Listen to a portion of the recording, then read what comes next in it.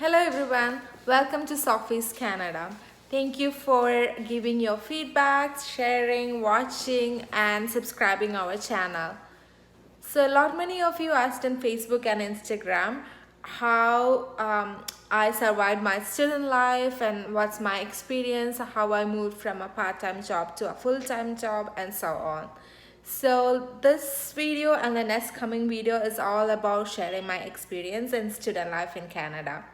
So the first video I will be sharing why I choose Canada and how to find accommodation in Canada and what all are the modes to find accommodation. And the second video will be all about finding part-time job in Canada, how to prepare resume for a part-time job, and then how I moved from a part-time job in first semester to a professional job from my second semester. And also I will be sharing how I spend my money, what was my expense, and how I saved my money in my student life. So let's go and learn my suggestions about all of it. The main four factors which drive me to move to Canada includes the first would be high probability of immigration. After 2 years of study, we get 3 years of work permit. And if you are taking a 1 year program, you get 1 year of work permit. After studies, people with Canadian credential and Canadian work experience may apply for permanent residence. If you have experience at your country of origin, let's say in India, Philippines, or any other country, you should first understand the eligibility score for Canadian permanent residence. And if you meet the score, apply for it directly. Second reason is Canadian degree is widely recognized as equal to one from United States, Australia, or United Kingdom, and Canadian university constantly do well in international ranking. Moreover, Canada provides comparatively low-cost Western education, and you can enjoy the multicultural society in Canada. You will come across different people, different style, different culture, and it's an overall lifetime experience.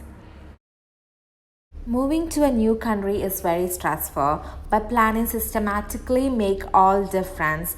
What I suggest or recommend to do once you get Canada visa is as follow.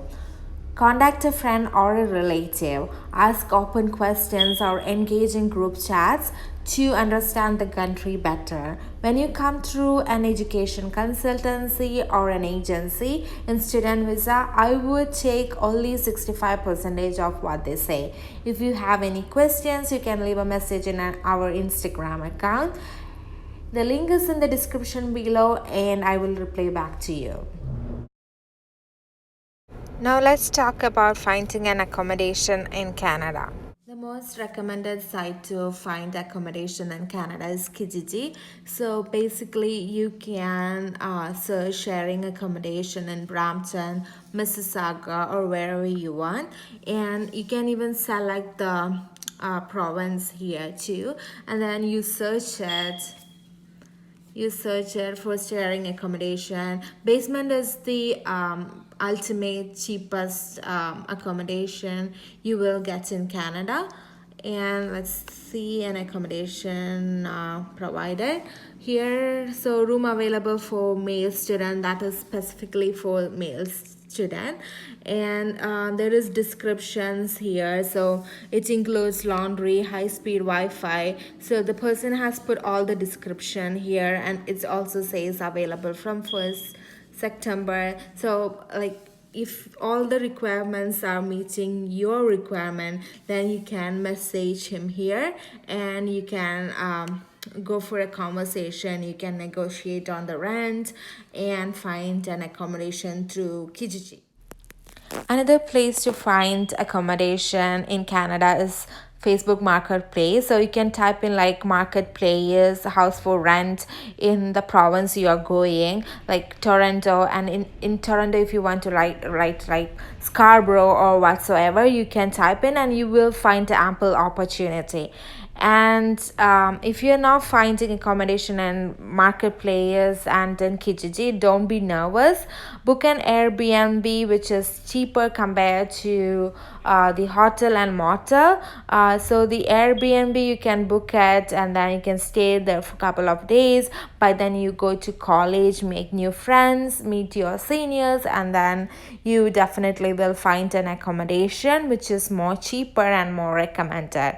So this is a basic guideline how you find accommodation in Canada.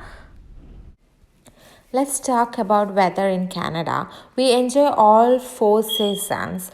In winter, it can go up to minus 30 degrees Celsius, and in summer, up to 31 degrees Celsius. If you're coming in January, December, expect snow, ice, and whatsoever. But never buy expensive shoe, clothing, jacket from your place. It is highly recommended to get all the winter clothing from Canada itself. But a winter jacket for arrival survival is must. And what I would recommend is if you're coming from India, buy thermal clothing from brands like Jockey, and it's good for survival.